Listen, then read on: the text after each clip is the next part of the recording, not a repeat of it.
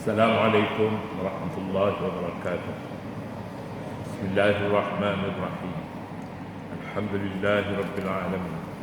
Wassalatu wassalamu ala asyrafil anbiya'i wal mursalin wa ala alihi wa sahbihi ajma'in.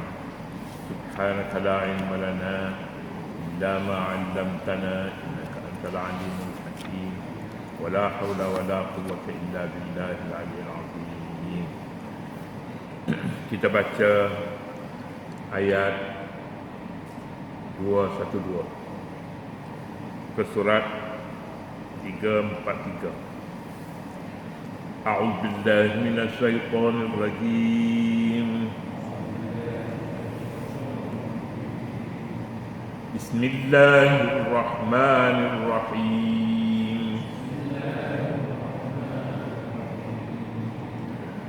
زين للذين كفروا الحياة الدنيا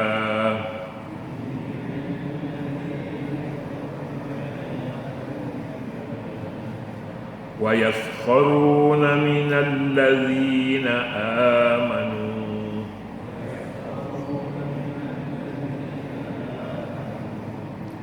والذين اتقوا فوقهم يوم القيامة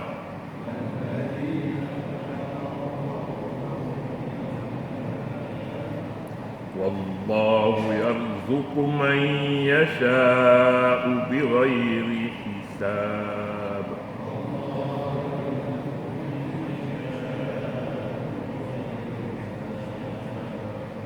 صدق الله العظيم. زين للذين كفروا الحياة الدنيا. Kehidupan dunia dijadikan indah dalam pandangan orang kafir. Wa yaskharuna minal ladzina amanu, dan mereka mempersendakan orang yang beriman. Wal ladzina taqaw fawqahum yaumal qiyamah, dan sesungguhnya Allah memberi rezeki kepada walladzina taqaw fawqahum yaumal qiyamati, dan padahal orang yang bertakwa itu lebih mulia daripada mereka pada hari kiamat. Wallahu yarzuqu man yasha'u bighairi hisab, dan sesungguhnya Allah memberi rezeki kepada orang yang dikehendakinya tanpa batas. Ayat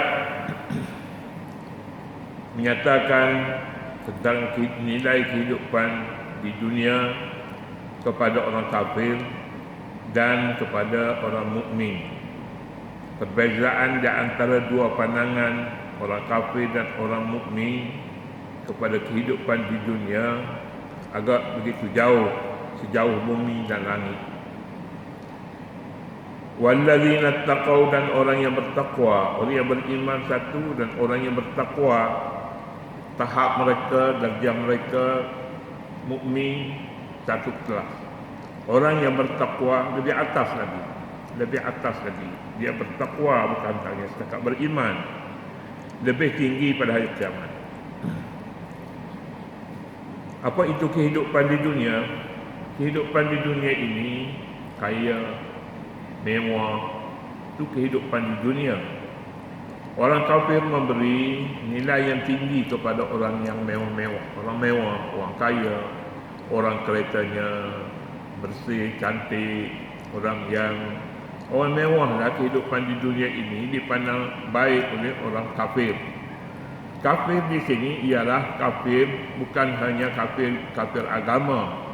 Boleh jadi kafirnya kafir tidak menilai, maksudnya tidak menilai dengan betul kehidupan di dunia ataupun kemewahan di dunia ini. Kehidupan di dunia perlu dinilai tepat dengan tujuan sebenarnya. Kehidupan di dunia ini hanyalah jalan menuju ke akhirat. Selama mana kehidupan kemewahan di dunia ini dapat digunakan untuk perjalanan kita ke akhirat, maka itulah bagus.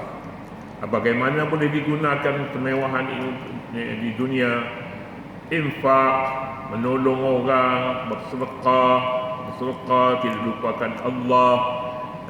Itu maknanya kehidupan di dunia yang digunakan dengan jalan yang betul, iaitu jalan menuju ke akhirat.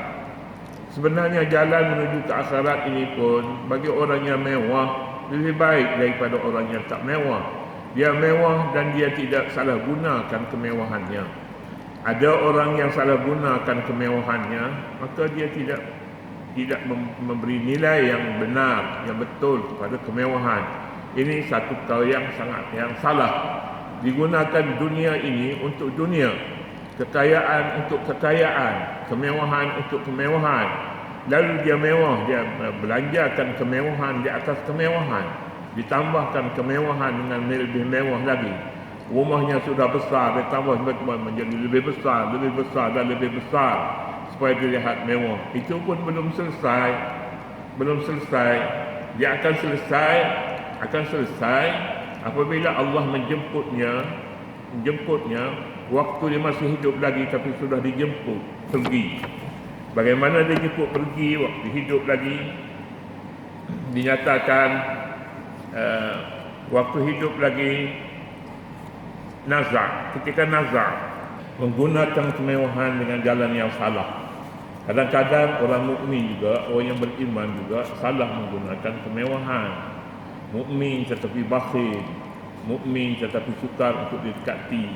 Jadi itu di antara contoh yang boleh kita sebutkan di sini. Ada di bawah tu dalam ni muka surat 345, orang mukmin katanya, orang mukmin dipersenda. Orang mukmin dipersenda sebab cita-cita dan minat mereka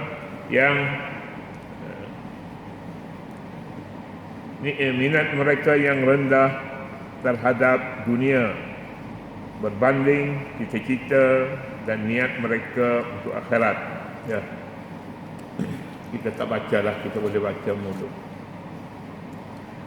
Inilah dia sifat-sifat manusia yang menggunakan kemewahan dengan cara yang salah. Orang itu disifatnya kafir.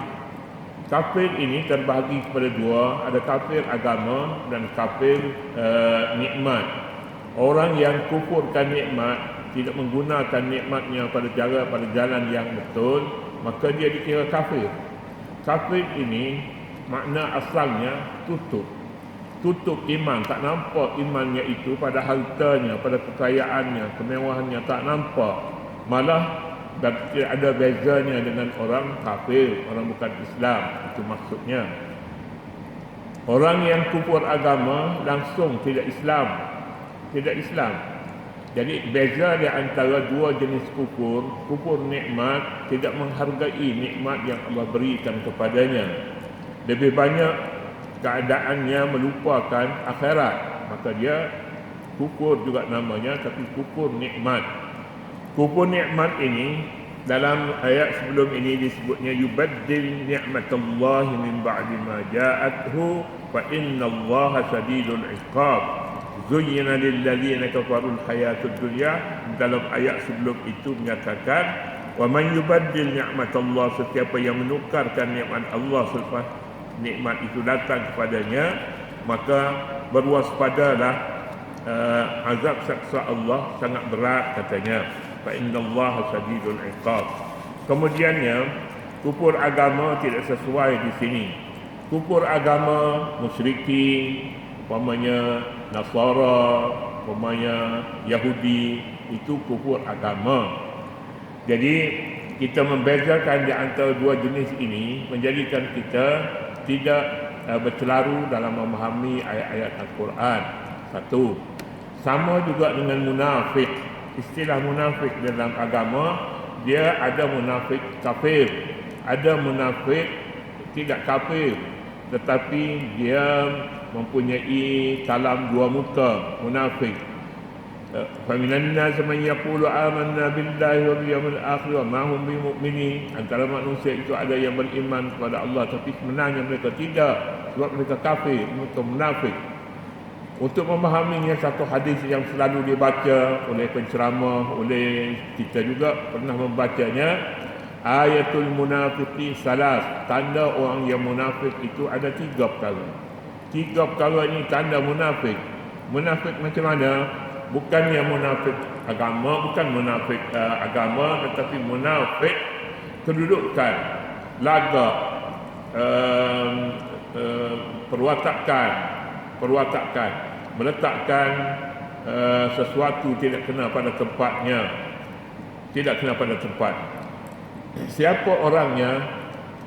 Iza haddasa kalaba, bila bercakap dia dusta. Dusta bercakap, dia tambah sana, tambah sini, menjadikan tambahan itu seronok didengar, tapi hakikatnya tidak. Ada orang yang sukma itu, ada. Iza haddasa kalaba, munafik. Orang mukmin juga kadang-kadangnya dia tambah, tak sedap bercakap, dan dalam masjid ni kalau tak tambah, dalam masjid pun dia tambah, tak kira tempat mana-mana, dia tambah serambi, dia tambah hak luar, hak dalam, jadi berminyak nampaknya, berminyak, nampak segar sikit. Hakikatnya tidak seperti yang diucapkan olehnya. Ini ayatul munafik. Ayatul munafik. Yang keduanya, idza hadatsa kadzaba wa idza tumina khana. Wa idza tumina, bila diberi amanah kepadanya dia khianat. Dia diberi amanah untuk menjaga tabung. Tabung apa-apa tak kira lah. Banyak tabung ni. Khana, dia khianatkan. Dia curi, dia kurangkan, dia beli barang-barang yang tidak sesuai. Ini idza tumina khana, bila diberi amanah kepadanya dia khianatkan amanah itu sampai habis duit. Dia boleh jadi ada alasan, kata ada alasannya, tetapi kadang-kadangnya akad jual beli, misalnya akad sewa menyewa, gadai menggadai, akad itu pandangan luar untuk disaksi orang, tapi hakikatnya kepercayaan orang kepadanya biasanya menyimpan di tabung itu, dia akan dapat pulangan. Sebab itulah orang berebut-rebut pergi. Itu sudah nama akad.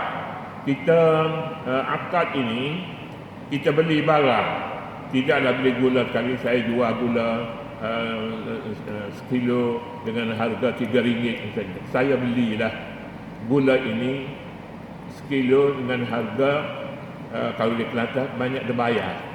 Banyak dibayar ni maknanya bayar secukupnya. Itu akad. Ya, akad itu untuk mendapatkan orang menyaksikan perbuatan itu. Hakikatnya kita ambil gula dan kita beri duit kepadanya secukup yang biasa dijual olehnya, maka itu namanya akad. Dalam fiqh begitu. Tapi kalau kita nak katakan dia tidak akad lagi, sedangkan dia dapat resit umpamanya, walaupun tidak dinyatakan berapa kadar keuntungan pada jual beli itu, berapa, sama ada jual beli itu barang yang ada di hadapan ataupun tak ada di hadapan, sudah dikira akad dalam hukum fiqh. Sama juga dengan orang yang jual di atas talian, jual beli di atas talian. Jadi bila diserah duit, bayar duit, tak ada akad itu sebenarnya. Kerana kira-kiranya nak kira akad maknanya mesti sebut di hadapan ada saksi, maka payahlah, hilanglah berjuta-juta wang. Mengapa? Pasal tak akad. Senangnya dapat keuntungan. Ini caranya salah. Tak ada akad, tidak boleh dijadikan alasan pada ketika itu. Akad ini sudah dapat dibaca pada hati seorang yang menyimpan. Dia menyimpan berapa banyak sekalipun, ada faedahnya, ada keuntungannya. Baik. Zuyyina lilladzina kafarul hayatud dunya, kehidupan di dunia menjadi indah kepada orang yang kafir, orang yang tidak mengira nikmat. Wa yaskharuna minal ladzina amanu, dan mereka memandang rendah kepada orang yang beriman.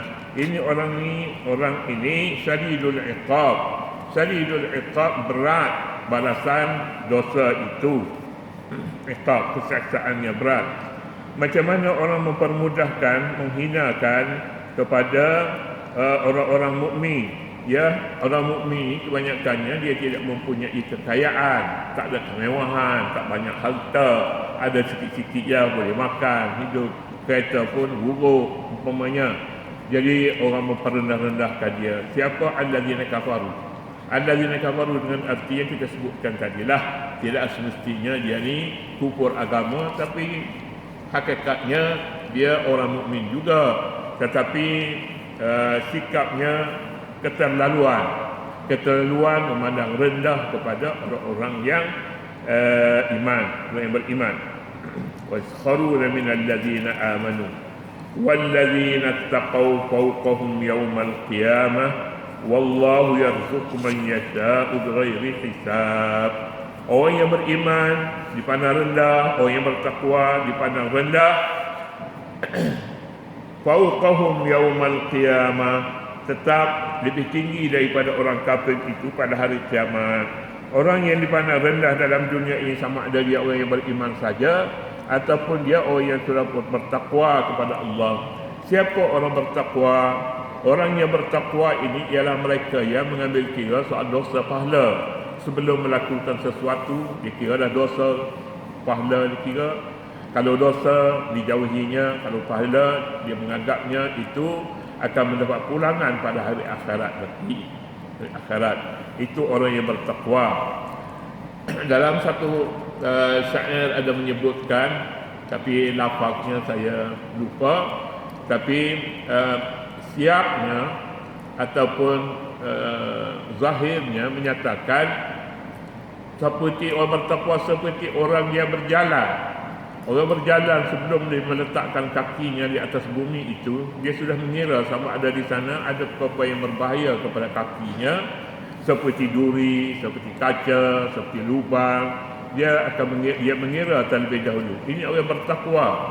Orang bertakwa orang yang memelihara dirinya daripada kesalahan, daripada bahaya. Itu orang yang bertakwa. Bertakwa orang yang berkira tentang sesuatu kekayaan, tentang nikmat yang Allah beri kepadanya, dikira sejauh mana faedahnya pada hari akhirat, semuanya itu dikira. Beri banyak, bernafkah lebih banyak, banyak pulaknya, besar pula pahalanya. Jadi kalau itu yang diambil kira, maka orang akan berebut-rebut untuk membuat ibadat, untuk membuat pahala. Dua tabung depan pintu masjid misalnya lah, ada tabung am, ada tabung wakaf jariah. Wakaf jariah mana lebih untung? Wakaf am ini, wakaf am kira tabung sedekah am. Sedekah am, sedekah am ni maknanya sedekah yang diberi boleh diguna untuk apa saja. Tapi ada tabungnya, tabung jariah. Sedekah jariah. Sedekah jariah itu faedahnya pada hari akhirat akan berpanjangan dan akan boleh sampai kepada seorang itu selepas mati. Faedahnya, pahalanya akan sampai hingga kepada selepas meninggal dunia. Itu namanya sedekah jariah. Seperti orang yang membina rumah anak yatim, orang yang memberi bantuan kepada pelajar, orang yang mempunyai anak soleh. Inilah dia orang-orang yang mendapat pahala selepas mati. Tetapi kalau yang umum ini boleh jadi sampai pahala pada hari akhirat, boleh jadi tak sampai. Jika digunakan untuk sekarang sahaja, tak mengira, dia tidak mengira masa-masa hadapan lagi selepas mati, maka lain pula hukumnya. Begitulah. Kalau tak salah saya lah. Kalau salah tu boleh betulkan. Wallahu yarzuqu man yasha'u bighairi hisab. Allah memberi rezeki kepada sesiapa yang dikehendakinya tanpa hisab. Macam mana tanpa hisab? Diberi kepada orang yang diberi rezeki man yasha'u kepada sesiapa yang Allah kehendaki bighairi hisab, tanpa hisab. Kita lihat orang bertakwa dengan harta dan kekayaannya, dijanji Allah rezeki. Tapi bukan semua orang. Man yasha'u, orang yang dikehendaki oleh Allah sahaja akan diberi rezeki kepadanya daripada apa? Daripada sedekah yang diberi, bantuan yang diberinya itu akan diberi rezeki pula bighairi hisab, tanpa batas. Dia beri sebanyak mana dia nak beri. Dia nak beri seberapa banyak. Boleh jadi dia berinya pahala suku, hak tambah di atas pahala tu lain pula. Jadi istimewanya kehidupan di dunia ini digunakan untuk hari akhirat, untuk hidup selepas mati. Tapi berbeza dengan orang yang kufur nikmat, dia tidak mengira bahawa dia mungkin mendapat pahala, tapi dia kiranya faedah di dunia semata-mata. Ini adalah satu kesalahan yang perlu diperbaiki, dan memang telah diperbaiki, dan orang yang memperbaiki kedudukan itu tahapnya takwa namanya. Takwa artinya memelihara diri, datangnya daripada perkataan waqayati, maknanya pelihara. Waqayati, pelihara. Orang yang memelihara hartanya, kemudahannya, kemewahannya, bagaimana dia pelihara? Dia pelihara untuk digunakan pada jalan-jalan kebajikan, terutama sekali pada jariah. Jariah ni maknanya amalan yang akan berfaedah pada hari akhirat nanti. Kita dulu, Allah Subhanahu wa taala a'lam. A'udzu billahi minasyaitonir rajim. Bismillahirrahmanirrahim. Rabbana ighfir lana dzunubana wa liwalidina wa limasyayikhina wa li jami'il muslimin wal muslimat wal mu'minina wal mu'minatil ahya'i minhum wal amwat. Wa sallallahu 'alan nabiyil ummi wa 'ala alihi wa sahbihi wa sallam. Walhamdulillahi rabbil alamin.